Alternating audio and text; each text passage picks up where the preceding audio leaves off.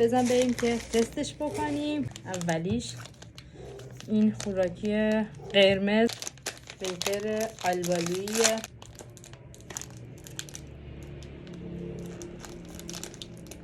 چی بگم؟ توضیحات اضافه نمیتونم بگم، خیلی خوشمزه است. بچه من خیلی سعی کردم که یه چیزایی پیدا کنم که عجیب غریب باشن، جدید باشن، ولی تو این فروشگاه نبود.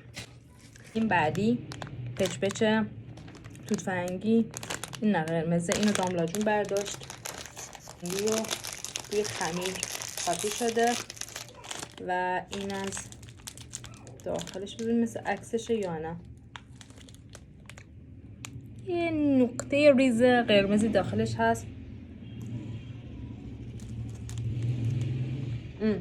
واقعا خوشمزه است بچه. چیزش سس توت فرنگیش به ترشی میزنه و خیلی خوبه.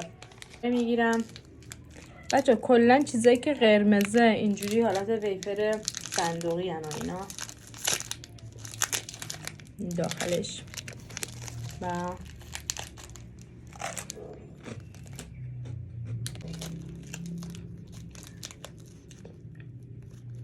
خیلی خوشمزه است.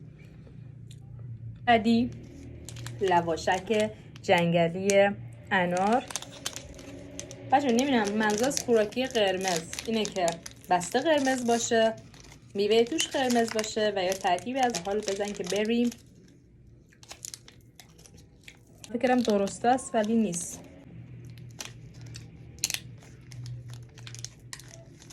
خیلی خوشمزه. مزه رب انار ملس میده. اینم از این.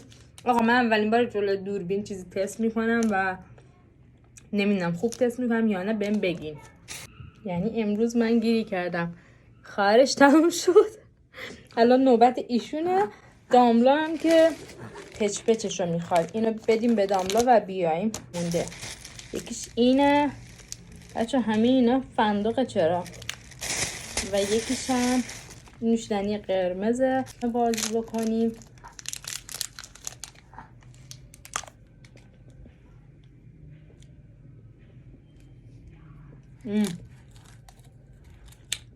عالیه. ویدیو رو با این نوشیدنی تموم کنیم.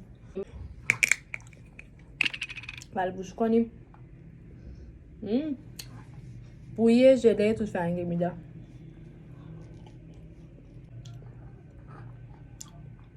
بچه این چیزای داخلش نمیدونم آلووره چیه. خلاصه آقا خوشمزه بود، از این بخرین حتما.